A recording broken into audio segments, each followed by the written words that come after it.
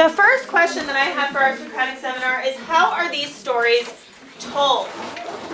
How are these stories told? How are these stories told? Safa? They're told when an author goes to two places and she kind of talks about the differences. Okay, the author has thought of how she interacts with people in her home country, which is probably Australia, and how she interacted with people in Morocco when she traveled there. So that's why the story was told, and it's told because it's supposed to connect the two countries. Zach, I'm not sure what you're doing, but you need to be in your seat, okay? Now, why is this book called Mirror? Mr. Syed. I think it's called Mirror because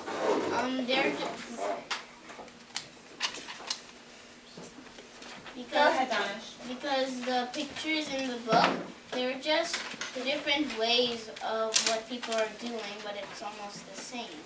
Okay, so the stories mirror each other, but they're from completely different areas. How do they mirror each other?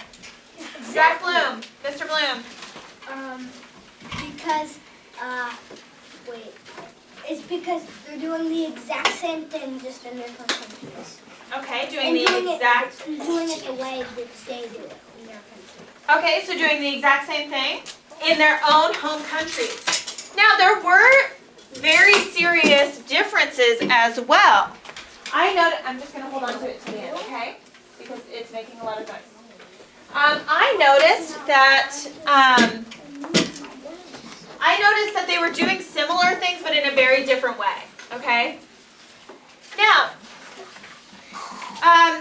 does anybody have a question to add to our Socratic seminar? What types of things were you thinking? Remember, these questions should be open-ended. It should require people to explain. Sam? Who's the main character and why do you think that? Okay. Interesting question.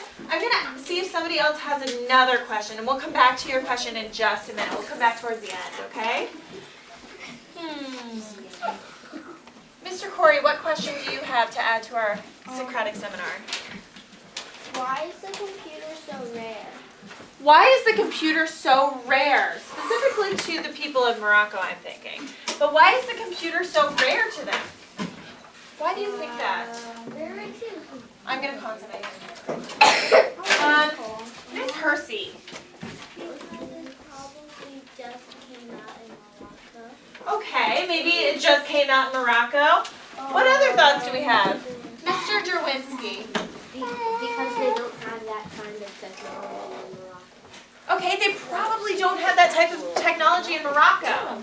What other thoughts do we have to add to or compare to what Mr. Derwinski said? Miss Ahmed. That, there are more fascinating ways to spend your day in Morocco than how to spend your day in Australia. Okay, there's maybe more fascinating ways to spend your day in Morocco than where they live in Australia. That's an interesting thought. What other thoughts do we have, Miss Boyd? Because, they don't have that, there's really not that much outlets that you can, plug it into. And computers are kind of expensive. And they don't have that much money. Very good. Electricity and power is a big deal. And the amount of money that it would take to buy one might be a little bit of a big deal. Very good. Now, any other questions or comments even? Questions? Miss Cadle. Why do you think the author wrote this book?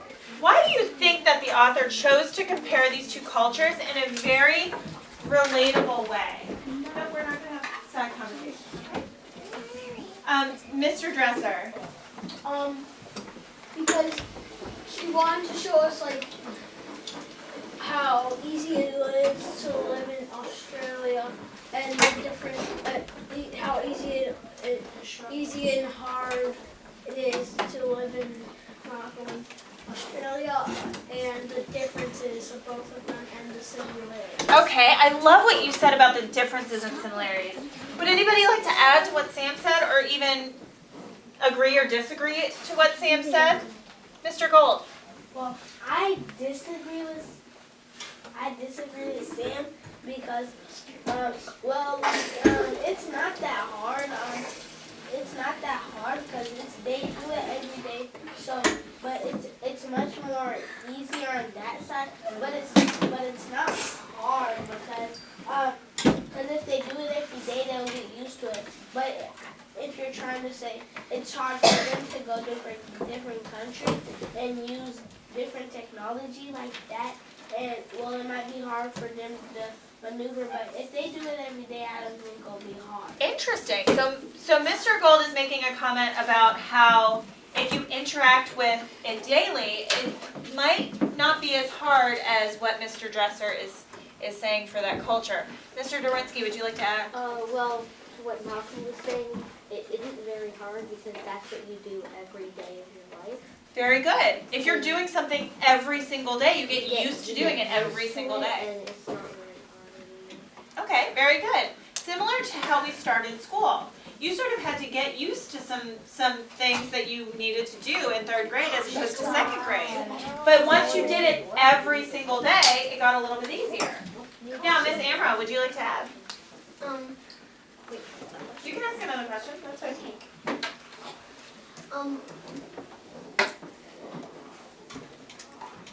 Do you think the author is one of those religions that he was talking about? Okay. So do you think the author is from Australia, or do you think they're from Morocco and practice the Muslim religion?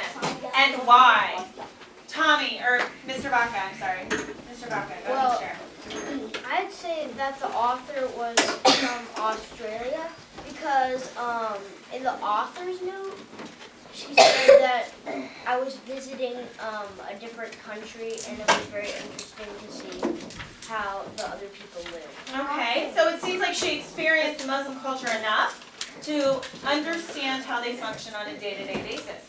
It sort of makes me wonder if she was there for a long time. Miss Ahmed? I was thinking maybe because she's from Australia because she was talking about Australia a little more. Okay. And she was describing Australia more than she was describing Morocco. She was describing Australia more than she was describing Morocco. Okay. Very good. It seemed like she had a little bit more detail maybe of Australia. That's what Miss Ahmed's saying. All right, Mr. Gold, what do you think? I disagree with Rafa. Okay. Miss Ahmed, because what'd she say again?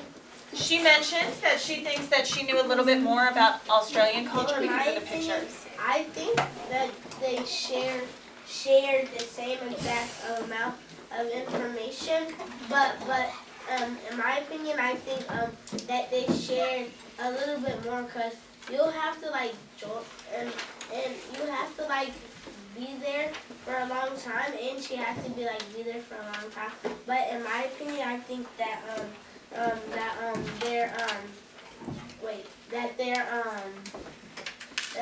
they described a little bit more for Arabic language. I have one more thing to say. I feel like when she walked in the store, that was a live story because she saw all of that happening, and that's why she described it into the book. Interesting. I like those thoughts. Now, does anybody have a question that they would like to add to our conversation? Ms. Ferris. In Morocco, why do they have animals in the store? Because I noticed that in the book. Ooh, so Ms. Ferris commented on the fact that animals were allowed in the stores or in the shops in Morocco. Does anybody know why or have a comment as to why that might be? Ms. Kenkel. Probably selling them. They could have been selling them. Why else? Why else? Donish. For their farms and their cattle and their Okay, for as cattle, maybe selling their wool. What else? Miss Darcy. They needed to sell animals to get money. Okay, they might need to sell the livestock to get money. So again, that's selling for livestock. Miss Ahmed. I disagree with Maddie because they weren't gonna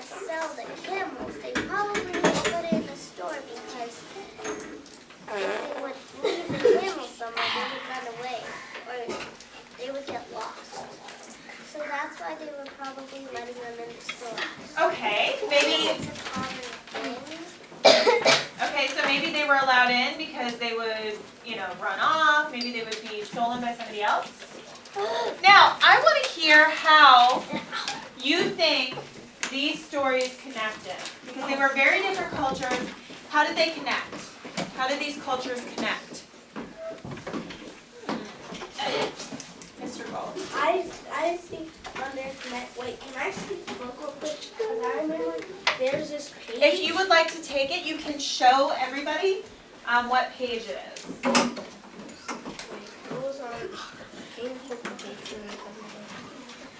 Which side? It was on both sides too. I'm so confused on how it works. yeah, this one. And Okay. That one and yeah. I think it's going to be this one or this one. yeah. So on this side, they're connecting because they're both blind. Wait, I didn't see the book. Here, I'll hold it up here, hun. And everybody can see it. So they're both buying. They're both buying a carpet, and they're both like buying it, and they're both gonna leave the place. Okay, so they're both buying the carpet, maybe? They're both leaving? Miss Amra, would you like to connect to what Mr. Gold said? Yes, I want to add something. So if you take the book down, over by the tree that has the same shape, like by the curve, has the same shape there, like how they get in, and that's the same shape there, how they like get out and in. The same shape. Interesting. So Miss Ambrose is making a connection to the exit point right here, how it's arched right here and arched right here. And that's another connection point that the author makes. They're more similar than they seem. Mr. Blue. Why does it say magic carpets right there? That's just the name of the store, I think. I think this guy probably makes carpets and he's just selling them wherever he is seated. But this is a carpet store. What else? Miss Boyd. Why do you think, do you think that the family in Morocco wants to live in a better place that has cars and airplanes like Australia? Interesting question. Lucy, will you ask again? I'm not sure everybody heard. Lucy, go ahead and ask again. What did you say? Do you think that the family in Morocco wants to live in a better place that has cars and airplanes and like the place in Australia? Okay, interesting. Lucy, I'm going to correct your, the words that you chose to use. Do you think that the people in the story or the characters in the story want to live in a different place? I'm not going to say that it's, better or worse because it just depends on what your home life is like. But Tommy, go ahead and share your thoughts. Mr. Baca. Well, I would say it was easier for the family in Morocco to stay in Morocco because, number one, the methods of transportation would not be easy. It would cost them a lot of money. And number two, they're already used to the life they have in Morocco. So. Okay, all right, interesting. I'm loving those comments that you're making, Mr. Baca. Any other thoughts about the question that Lucy has asked? Miss Hersey. I would say the Moroccan people want to go there because first of all they don't even know if that's safe to exist. Okay, they might not know. What else? Mr. Gold. Well, I want to add on to something that Tommy was saying. Well, I think add on to something. Well, if they were already living in Morocco, why would they want to go to a place where that's harder to transportation and with the traffic? And I think since they have more vehicles, I think the Moroccans or something like that. I think they don't want to pollute as much as the land that is already polluted, and they want to have a better environment. So you're connecting to the idea that pollution is a part of our world right now, and you're saying, well, the Moroccans and the life that I saw in the book, is showing me that they probably don't give off quite as much pollution as America or maybe even as Australia. Now I'm going to show this to you. Listen very carefully. Oh wait. I need Connor's eyes on me, I need Ahmed's eyes on me, I need Sam's eyes on me. Okay? Now, because it's such a gorgeous day out, what we're going to do listen, we are going to be, well yes, we're going to bring our books out for independent reading, but before we do that, we are going to complete this chart with about 4 other people. Okay? So I'm going to bring markers out. I'm going to give you this chart.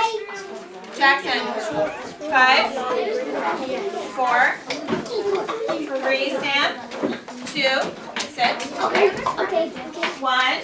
Now you'll notice that on this chart, it's a T chart that says Australia and Morocco on the top. Then on the bottom it says, how do their lives connect? I want you to think with your group and with your partners, Connor, and think about how their lives connect and how they're different. Once you're finished and once I approve the chart, you are going to be independently reading